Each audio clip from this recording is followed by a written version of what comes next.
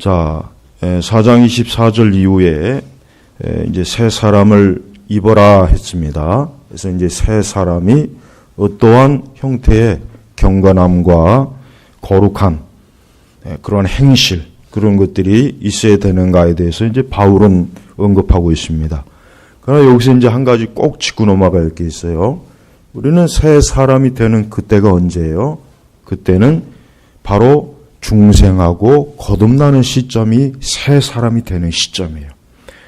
중생하고 거듭나지 못하면 새 사람이 아니에요. 성경에서는 여전히 낡은 사람, 옛 사람이에요.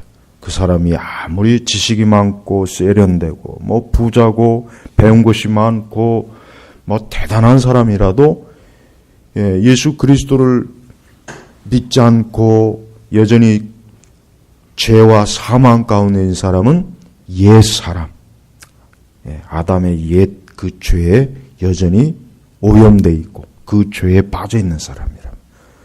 이제 새 사람은 이제는 그리스도인, 이제는 그리스도 안에서 새롭게 태어난 거예요.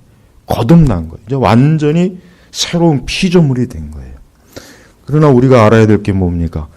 하루아침에 이 새 사람이 되었다고 해가지고 하루아침에 그 사람이 완전한, 아주 완전 무결하고 순결한 그런 사람이 되겠습니까? 그렇지 않죠. 그 새 사람이 되는 그 과정은 어때요? 이제 새 사람이 되었어요. 마치 뭐예요? 아기가 태어난 거예요. 이제 아기가 태어난 거예요. 아기가 태어나면 어때요? 하루아침에 그냥 뻥 튀겨가지고 10살이 되고 20살이 되고 30살이 됩니까? 아니죠. 오랜 시간이 지나야 돼요. 예. 처음엔 잘 걷지도 못하고 말도 못하고 그 다음에 또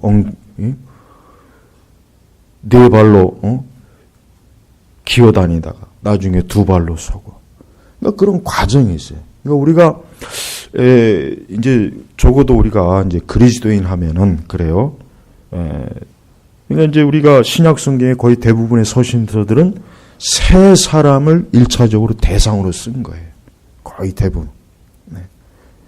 그러나 우리는 이 새 사람도 서로 틀려요. 왜? 어떤 사람은 더 빨리 성화가 돼요. 예. 그러나 어떤 사람은 굉장히 늦어요. 그러니까 예를 들면 같은 날 동시에 거듭나고 중생해도 그 두 사람이 똑같이 새 사람이 되는 과정이 어때요? 달라요. 기질에 의해서 다를 수도 있고 환경에 의해서 다를 수도 있고 또 하나님의 어떤 섭리적인 요인에 의해서도 다를 수 있고 뭔가 달라요. 그러니까 우리는 이 새 사람이 되는 과정이 시간이 걸리고 또 평생 예수님 앞에 내가 서는 그 날까지 우리는 새 사람이 되는 과정을 계속해서 어때요? 걷는 거예요. 그러니까 우리 스스로가 언젠가는 완전하겠지, 완전할 수 있겠지, 그런 생각은 하면 안 됩니다. 그렇게 되면 아마 굉장히 낙심이 많이 될 거예요. 그렇게 되면 아마 굉장히 참 좌절을 많이 될 거예요. 그러니까 우리는 주님 앞에 가는 그날까지 이 새 사람의 과정을 어때요? 계속 걸어가는 거예요. 때때로는 그 새 사람이 되는 과정이 얼마나 힘들고 어려운지 몰라요. 방해꾼도 많고 마귀도 방해하죠. 세상도 방해하죠. 내 주변에 있는 불신자들도 방해하죠. 또 심지어는 같은 믿는 사람들도 방해할 때가 있어요. 네. 더 열심히 경건하게 신앙생활을 하면은 오히려 불신자보다 믿는 사람들이 더 핍박을 많이 합니다. 뭐 그렇게 기도를 많이 하느냐, 뭐 그렇게 열심히 주의를 성수하느냐, 좀 대충 믿어라, 뭐 너만 잘났냐, 뭐 너만 뭐 거룩하냐, 오히려 믿는 사람들이 더 핍박할 경우도 많이 있어요. 그러니까 우리는 이 새 사람이 되는 과정을 우리가 어떻게 해야 돼요? 좀 시간이 걸리는 거예요. 그러니까 우리가 다른 사람에 대해서 함부로 판단하면 안 돼요. 우리는 그 사람이 지금 새 사람이 되는 계속 과정을 걷는 거예요. 나도 마찬가지고. 그러니까 우리는 다른 사람들이 새 사람으로 되어가는 그 과정을 우리는 기도로 돕고 그를 이해해주고 그를 뭔가 영적으로 도와줘야 되는 거예요. 그래서 우리가 지난 시간에도 얘기했지만은 이제 지난 시간부터 우리는 25절 그러므로 거짓을 버리고 그랬습니다. 이제 새 사람이 되는 거는 이제 거짓을 버리는 것부터 시작하는 거죠. 그리고 진실을 말하고. 근데 이것도 그래요. 이것도 하루아침에 완전히 진실한 사람이면은 참 좋겠어요. 그러나 그렇지 않아요. 아니, 그리고 또 심지어는 때때로 우리는 진실하지 못할 수도 있어요. 그럴 수도 있습니다. 예. 완전히 진실하고 예수 믿고 난 이후부터 단 한마디도 거짓말도 안 하고 진실하지 못하다. 과연 그럴 수 있을까요? 그런 사람은 세상에 한 사람도 없습니다. 그러니까 진실하는 것도 뭐예요? 과정이에요. 과정. 계속 과정으로 지나가는 거예요. 그러니까 여러분 혹시라도 여러분 가운데 나는 왜 이렇게 영적인 열매가 더딜까? 나는 왜 이렇게 영적으로 하나님의 사람으로서 이렇게 이게 좀 더 많은 열매를 빨리 안 맺을까? 그런 생각을 가져도 낙심은 하지 말고 계속해서 예수 그리스도를 바라보고 그 은혜 수단, 말씀과 기도와 예배, 이런 은혜 수단을 부지런히 활용해. 그러면은 우리는 새 사람이 되는 과정이 어때요? 확실히 더 많은 열매를 또 더 빨리 어떻게 보면 그런 과정을 우리가 맺을 수가 있는 거예요. 자, 오늘은 이제 뭐냐면 간단한 거예요. 화를 내어도 죄를 짓지 마라. 해가 지도록 분을 품지 말고. 예. 참 이 말씀은 참 어려운 말씀이에요. 왜? 화를 내어도 죄를 짓지 마라. 여기서 이 말씀을 잘 이해해야 돼요. 여러분, 우리가 사실 그래요. 세상을 살아가면서 화를 안 낼 수 있다면 얼마나 좋겠어요. 정말 그럼 얼마나 좋겠어요. 화를 내면은 누구도 기쁘지 않죠. 어느 누구도 화를 내서 좋아하는 사람은 세상에 한 사람도 없어요. 누구나 다 화를 내면 어쨌든 본인 자신이 기분 나쁘고 또 그 화를 내므로 인하여 다른 사람들까지도 불쾌하고 아마 그럴 거예요. 그러니까 우리 사람은 본성적으로 화를 낼 수밖에 없어요. 화를 안 낸다는 건 불가능한 거예요. 그러니까 우리는 절대 화를 내면 안 된다라는 식의 그런 가르침은 그건 기독교적인 가르침도 아니고 인간의 본성하고는 전혀 맞지도 않는 거예요. 그러니까 우리는 한 몇 년 전에 보니까 이제 불교 계통에서 화를 내지 말아라는 책들이 많이 나왔어요. 화를 내지 말아라. 그건 잘못된 책들이에요. 왜? 인간은 화를 낼 수밖에 없어요. 인간은 화를 낼 수 있는 상황이 사실 굉장히 많아요. 그래서 여기 보니까 일체 화를 내지 마라 이렇게 한 것이 아니라 화를 내어도, 그러니까 화가 날 때가 있다는 거예요. 그러니까 여러분, 우리는 그리스도인들 가운데 누가 화낸다고 해서 그걸 비웃지 마세요. 저 사람은 왜 저렇게 화를 내? 아직도 뭔가 신앙이 부족한 건데. 그렇게 판단하면 안 돼요. 사람은 화를 낼 때가 있어요.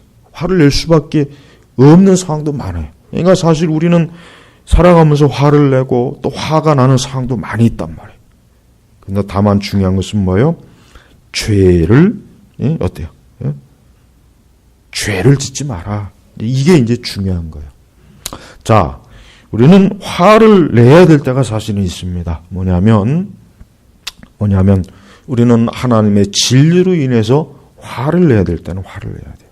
예를 들면 참 교회가 참 하나님의 진리가 모욕을 당하고 하나님의 경멸을 당하고 하나님의 교회가 짓밟히고 하나님의 백성들이 참 세상에서 억울한 일을 당하고 하나님의 말씀에 그릇된 일들이 막 세상에서 벌어지고 또 교회가 만약에 그러한 일에 참여하고 예를 들면 WCC나 로마 천주교 연합 운동이라든가 아니면 동성애 연합 지지한다든가 하여튼 이러한 여러 일들에 대해서 우리가 화를 안 낸다면 그건 확실히 잘못된 거예요. 물론 지금 우리 시대 기독교는 그런 일에 절대로 화를 안 내죠. 안 내는 교회죠. 안 내는 교회. 오히려 화를 내면 굉장히 극단적이라고 비난을 하고 비판을 하는 시대가 왔단 말이에요. 그러니까 잘못된 그 가르침, 잘못된 교리, 잘못된 거짓 영적인 이런 일들이 굉장히 많이 일어나는데도 그런 일들에 대해서 화도 안 내고 그냥 잠잠하고 오히려 굉장히 관용이 있다는 식으로 그런 걸 포용하고 오히려 거꾸로 그렇게 하잖아요. 그런 게 굉장히 잘못돼. 그럴 때는 우리가 어때요? 단호히 우리는 화를 내야 돼요. 그럴 땐 분명히 우리가 마치 예수님께서 거룩한 분노를 일으킨 것처럼, 성전 정화 사건처럼, 우리는 이 세대가, 특별히 이 세대 우리 기독교라고 하는 데가 거짓 진리, 배도와 배교, 영적인 음행, 이런 일을 할 때는 어때요? 정말 화를 내야 되는 거예요. 근데 그런데 화를 내지 않아요. 목회자들도 그런데 그렇게 화를 내질 않아요. 별 관심도 없어요. 그러다 보니까 그런 것들을 비판하고 그런 것들을 지적하면 굉장히 거친 사람, 비판적인 사람, 부정적인 사람, 이렇게 낙인이 찍혀버리는 거예요. 신자들도 그래요. 신자들도 하나님의 진리를 가지고 그 하나님의 진리가 참 무시되어질 때 그런 걸 좀 이렇게 뭔가 좀 아니요 이래야 되는데 사실 그런데도 별로 관심이 없죠. 그만큼 우리는 이 화를 내는 것도 우리 성도들에게 있어서 때때로 필요한 거예요. 그러니까 우리는 화를 내야 될 때는 낼 필요가 있어요. 우리는 거룩함이 훼손될 때는 특별히 우리는 화를 내야 돼요. 그래야 이 배도와 배교자들이 겁을 내고 그러한 일들을 멈추거나 그러한 일들을 중단하고 또 그러한 일들을 주저하거나 그렇잖아요. 우리가 2013년도 이 WCC 그때 보면은 참 우리나라 교회가 너무 심각했어요. 수많은 참 그 신학교나 신학대학교도 다 그걸 지지했죠. 많은 교단도 거기에 참여했죠. 그리고 또 그거에 대해서 반대하는 사람들은 극히 일부였어요. 정말 일부였어요. 그런 거를 반대하는 세력들을 마치 뭡니까? 무식하고 극단적이고 투쟁적이고 싸우기 좋아하고 분열시키고 하나님의 사랑이 없고 은혜가 없고 그렇게 매도를 해버렸단 말이에요. 그때도. 거의 기독교 주류가 어때요? 그 WCC라고 하는 배도의 그 거대한 연합대에 다 참여하고 그리고도 그런 부분에 대해서 누구도 그렇게 참 우리 한국교회에서 어느 누구도 그런 부분에 대해서 단호하게 이렇게 화를 낸 사람이 없어요. 특히 유명하다는 사람들, 유명하다는 신학자, 목회자들 중에 그런 부분에서 화낸 사람은 거의 없습니다. 전부가 다 눈치를 보는 거예요. 그런데 반대하면은 극단적인 분열주의자라는 낙인이 찍히니까 신학교 총장, 교수들 다 찬성하고 여러분 정작 그럴 때는 정말 화를 내야죠. 그럴 때는 정말 참 이렇게 영적으로 악을 행하면은 교회가 어떻게 되겠느냐. 이러면은 우리 주 예수 그리스도의 복음이 어떻게 되겠느냐고 단호하게 화를 내야 되는데 이제 우리나라 교회에서 그런 걸 기대할 수는 없어요. 그런 걸 기대할 수는 없습니다. 그러니까 이런 좀 뭔가 보수적이고 참된 교리를 추구하는 이런 어떤 소수의 사람들을 굉장히 이상한 사람들, 아주 편협한 사람들, 좀 문제가 많은 흉측한 사람들, 폭력적인 사람들, 거친 사람들 이렇게 이미지를 이렇게 인식을 띄워가지고 이런 참 하나님의 진리를 역행하는 것에 대해서도 반대를 안 해요. 동성애도 마찬가지고 교회가 동성애를 반대하면 그거 가지고 또 얼마나 관용이 없다, 사랑이 없다, 이해심이 없다. 그렇게 지금은 또 그렇게 돼버렸어요. 그래서 여러분 우리는 하나님의 이름이 모욕당하고 진리가 왜곡되고 부정되고 거부되고 할 때 우리는 어때요? 우리는 분노해야 돼요. 그래야 그게 하나님이 기뻐하시는 거예요. 악을 행하고 악한 길로 성향이 막 했는데도 웃고 우리는 관용의 사람, 우리는 포용의 사람, 우리는 마음이 넓은 사람, 우리는 모든 것을 끌어안을 수 있는 사람, 그거를 좋게 여기는 시대, 그게 우리 시대예요.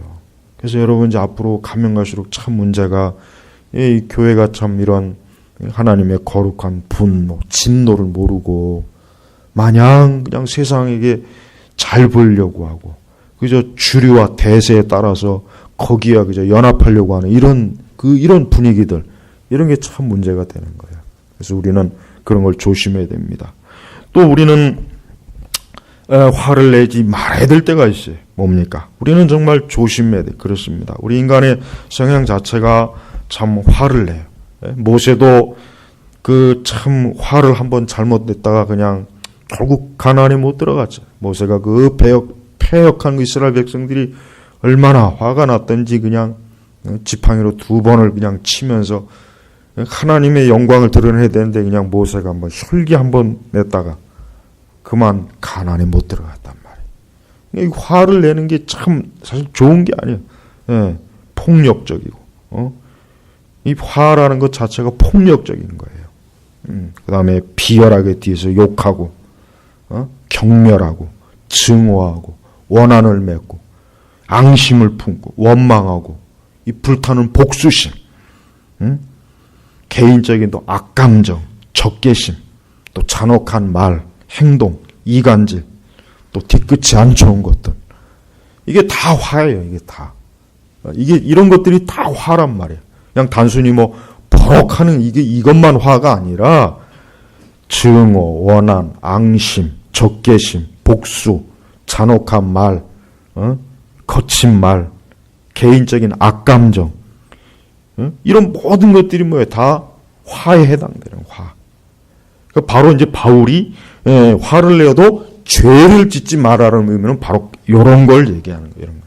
그러니까 여러분, 우리가 살아가면서 참 이 화를 안 내면서 살 수 있는 그러한 완전한 세상 자체가 아니에요. 그리고 우리 자신도 어때요? 우리는 천사가 아닙니다. 우리는 천사가 아니에요. 우리는 여전히 죄와 투쟁하고 죄와 싸워요. 그러니까 바울이 지금 말하는 게 뭐냐? 자, 세 사람은 화를 내어도 죄를 짓지 마라. 죄를 짓지 마라. 그렇게 권면을 해주는 거예요. 사실은 뭡니까? 이 싸우고 다툴 때마다, 화를 낼 때마다 가장 누가 좋아하겠습니까? 마귀가 좋아하죠. 그래서 사실 27절에 마귀에게 틈을 주지 마라. 이제 바로 나온 이유가 사실은 그겁니다. 그래서 여러분, 우리는 화를 내지 않도록 하십시오. 주의해야 됩니다. 저도 마찬가지고 여러분도 마찬가지예요. 우리는 가정에서도 그렇고 직장에서도 그렇고 여러분이 동료와 친구 또 우리 교회에서도 이 교회에서도 화를 내는 경우가 많아요. 교회에서도 막 화를 내고 싸우는 일이 사실 많이 있습니다. 이 모든 종류의 화는 결국 죄가 되는 거예요. 이 죄로 인해서 사실은 어때요? 서로 미워하고 적개심이 일어나죠. 예. 이 화 때문에 화를 참지 못해서 살인도 일어나고, 이 화를 참지 못해서 폭력도 일어나고, 테러도 일어나고, 결국 전쟁도 뭡니까? 전쟁도 화를 이기지 못해서 일어나는 게 사실은 전쟁이란 말이에요. 예. 서로 국가 간에 두 국가가 서로 국민들이 서로 화를 내는 거예요. 도저히 못 참겠다. 우리 서로 싸우자. 예. 지금 우리나라도 지금 서로 두 세력이 지금 서로 화가 나 있잖아요. 양쪽 다 화가 나 있잖아요. 참 우리나라가 이게 시끄럽고 복잡한 건 모든 사람들이 지금 화가 나 있는 상태. 화가. 어쨌든 정치적 화, 경제적인, 문화적인 또 화가 나 있는 화. 그래서 우리 성도들은 이러한 악한 시대를 살면서 우리 자신이 어떻게 됩니까? 참 이 교훈이 중요한 거예요. 그래 화를 내어도 죄를 짓지 마라. 그러면서 또 뭐라 그랬냐면 참 재밌는 표현이지만 해가 지도록 분을 품지 말고, 이건 하나의 시적인 표현이에요. 그렇다고 해서 그러면 해질 때까지는 화를 내게도 되겠구나. 딱 12시까지만 내가 화를 내자. 그 말은 아니죠. 예. 그렇게 또 이해할까 봐 제가 설명을 해드리는 거예요. 예. 모든 주석가들이 그걸 다 지적하더라고요. 이 해가 지도록 했다고 해가지고 딱 해가 질 때까지만 화내면 되겠구나. 그 뜻이 아니라 뭡니까? 화를 내되 혹 정말 잘못된 화를 냈어도 오래 가지 말아라. 빨리 거기서 벗어나라 이거예요. 빨리 벗어나라. 그 화해를 계속 화를 품고 있으면 어떻게 됩니까? 계속 화를 품고 있으면은 결국은 자기의 심령이 상하죠. 자기의 믿음이 약해지죠. 기도가 안 되죠. 예배가 안 드려지죠. 말씀이 귀에 안 들어오죠. 성도와의 교제가 안 되죠. 그러니까 오래 끌지 말아라. 오래 끌지 말아라. 복음서에 뭐라 그랬습니까? 누구와 서로 좀 사이가 안 좋으면은 먼저 그거부터 해결하고 와서 하나님 제단 앞에 예물을 바치라. 그 정도까지 말씀했단 말이에요. 심지어 마태복음 5장 22절에는 형제에게 노하는 자마다 심판을 받게 된다 그랬어요. 예. 여러분, 우리가 화를 내서도 오래 품지 마세요. 빨리 그냥 잊어버리세요. 오래 가면 결국 자기만 굉장히 상하는 거예요. 그리고 우리 그리스도인들은 개인적으로나 우리 공동체적으로 항상 될 수 있으면 뭐예요? 온유와 사랑과 거룩으로 우리의 화를 어떻게 돼요? 화를 삭히고 없애야 돼요. 예. 그래서 바울의 1차적인 권면은 뭐냐면, 바울이 1차적인 우리에게, 성령께서 우리에게 주시는 것은 그리스도인, 새 사람이면은 화를 내지 않는 게 가장 좋다. 그게 뭡니까? 화를 내는 것은 하나님의 의를 이루지 못한다 그랬어요. 또 그러니까 우리는 화를 내면서 하나님의 일을 할 수가 없어요. 때때로 어떤 사람은 그래요. 자기는 주님의 진리를 위해서 화를 낸다 그래요. 자기 화는 그렇게 합리하면서 남이 화를 내면은 분노한다 그러죠. 그건 잘못된 거예요. 남이 화를 내든 자기가 화를 내든 잘못된 화는 어때요? 하나님 앞에 죄를 짓는 것이란 말이에요. 여러분, 우리는 이런 말씀을 들을 때마다 우리는 하나님의 백성들에게 절대로 화를 내지 않도록 항상 조심해야 돼요. 제일 차적으로 우리는 우리의 가족, 우리의 이웃, 또 우리의 같은 교회 안에 우리 형제 자매들 서로 화내지 않고 서로 이해하고 온유와 사랑으로 서로 감싸주는 것, 이게 성령께서 기뻐하시는 거예요. 성령을 어떻게 근심케 합니까? 성령을 근심케 하는 게 뭡니까? 그것은 서로 화를 내고 서로 정죄하고 서로 분노하고 서로 분을 품고 그래서 서로 갈라지는 것, 이게 성령께서 근심하는 거란 말이에요. 그러니까 여러분, 우리는 남을 정죄하기 전에 우리 자신이 뭐예요? 은혜의 마음을 가져야 돼요. 그리고 또 화를 내기 전에 화가 나는 그런 마음의 상태라면은 우리는 가장 그때 좋은 게 뭡니까? 확실히 기도입니다. 예. 그러니까 화가 났을 때 가장 좋은 게 뭐냐면은, 저 개인적으로도 체험하는 바지만은 기도하는 게 가장 좋아요. 기도로 화를 다스리는 거야. 그게 가장 안전하고, 그게 오히려 우리가 화가 난 상태에서 오히려 우리 자신이 어때요? 죄를 짓지 않도록 하는 가장 안전한 방패막이가 되는 거예요. 그래서 여러분이 세상을 살아가면서 분명히 그래요. 우리는 앞으로 세상을 살아가면서 화날 일이 많아요. 또 나에게 화를 내게 하는 충동도 있어요. 그러니까 나는 전혀 그렇지 않은데 외부에서 다른 사람이, 어떤 외부가 나에게 막 화를 내게 하는 데가 있어요. 그때 저렇게 조심해야 돼요. 그때는 참 조심해야 돼요. 그러니까 내가 화를 내는 것보다 더 조심할 때가 언제냐면은 다른 사람이 나에게 화를 내게 할 때가 있어요. 그게 마귀의 시험이죠. 그게 사실은 굉장히 마귀의 시험이에요. 그때 더 조심해야 돼요. 그때는 정말 여러분 마음속에서 오직 그리스도만 바라봐야 돼요. 네. 그렇지 않으면은 내 자신이 나에게 화를 내게 하는 그것으로 인해서 내 자신이 또 화를 내면 어때요? 얼마나 마귀가 박수를 치고 좋아하겠습니까? 여러분, 예수님 보십시오.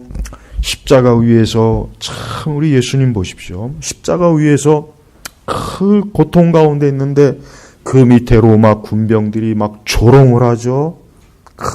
그 다음에 양쪽에 있는 그 죄수들 중에 한 죄수가 또 지도 죄수면서 예수님에게 조롱하죠. 네가 하나님의 아들이냐, 뭐 어쩌고 저쩌고.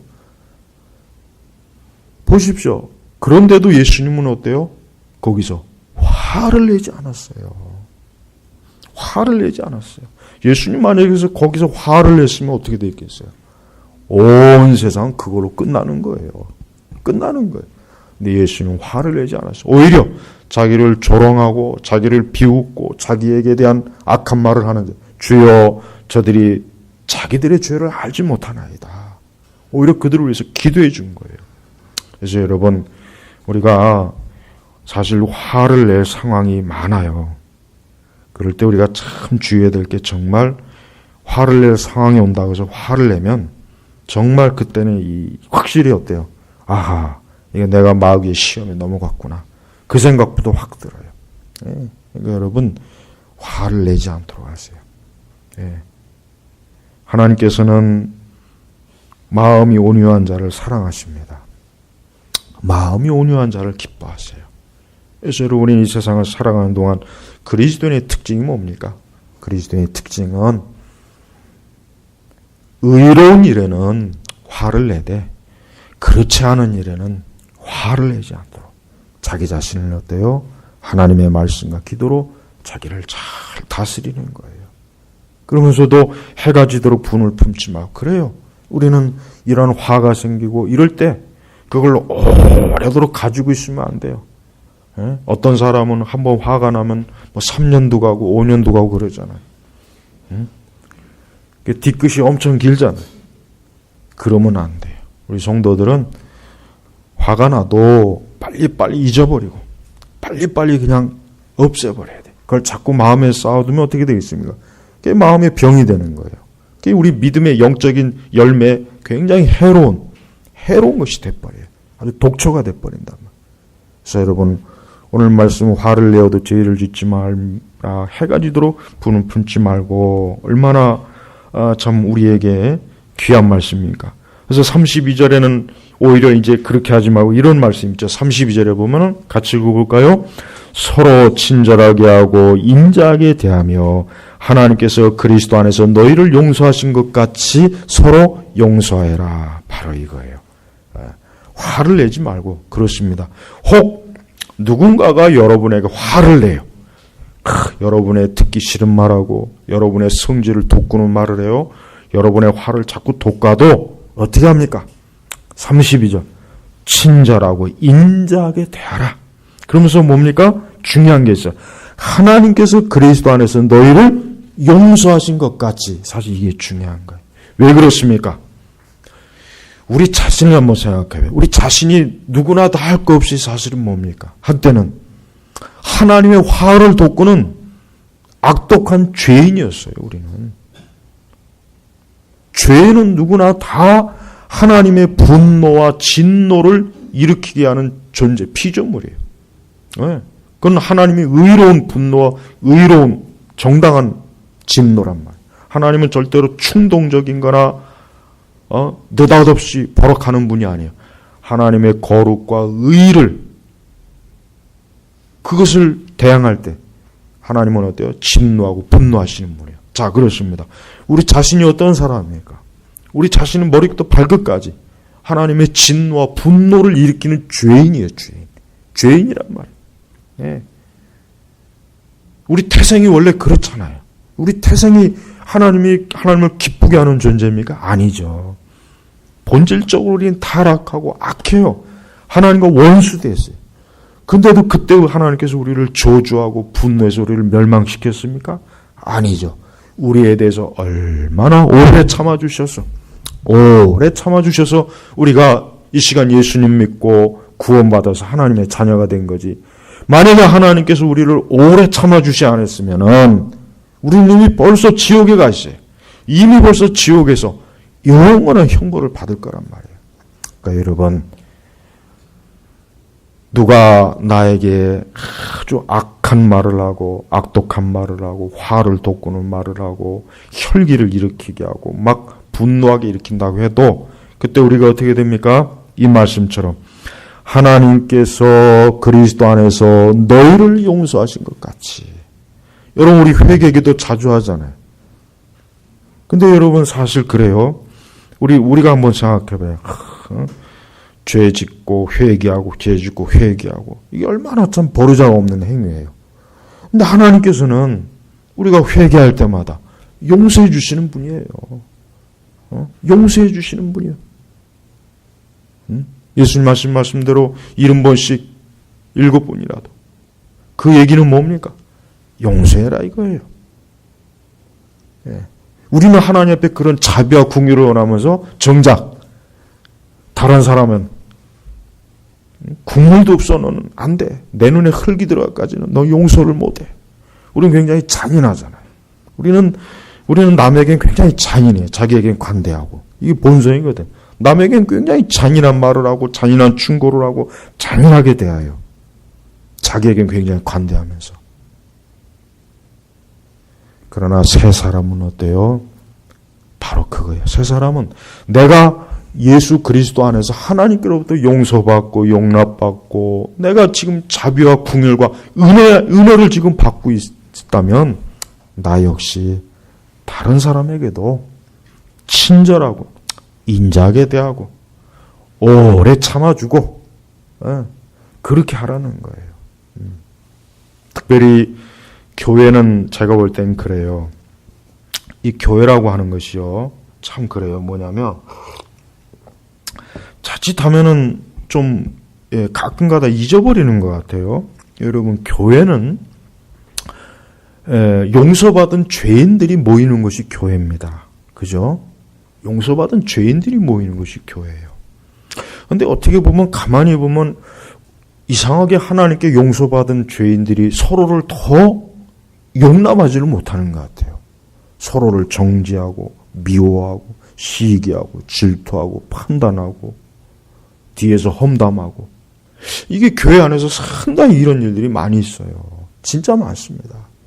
참 이상하지 않아요? 우리 각자는 하나님 앞에 기도하면서 주여 나의 죄를 용서하소서, 하나님 나를 사랑해 주시옵소서, 나를 불쌍히 여겨 주시옵소서, 나를 긍휼히 여겨 주시옵소서. 우리는 하나님 앞에 그렇게 기도하면서 정작 옆에 있는 성도, 옆에 있는 교인들에게는 냉담하고 판단하고 증오하고 정죄하고 우리 그런 일들이 많이 있잖아요. 교회마다 다 그런 일이 있어요. 어느 교회도 그런 일이 없는 교회는 없어요. 근데 여러분, 저는 그것은 속히 그거는 벗어나야 된다고 생각해요. 교회 안에서는 누가 누구를 정죄하면 사실 안 되죠. 누가 누구에게 정죄할 만한 자격이 우리에게 사실은 있습니까? 사실은 없습니다.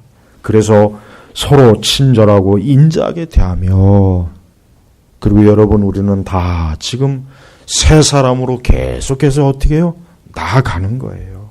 그러니까 좀 우리는 다른 사람에 대해서 좀 이해하고 참아주고 인자하게 대하고 친절하게 대해야 돼요.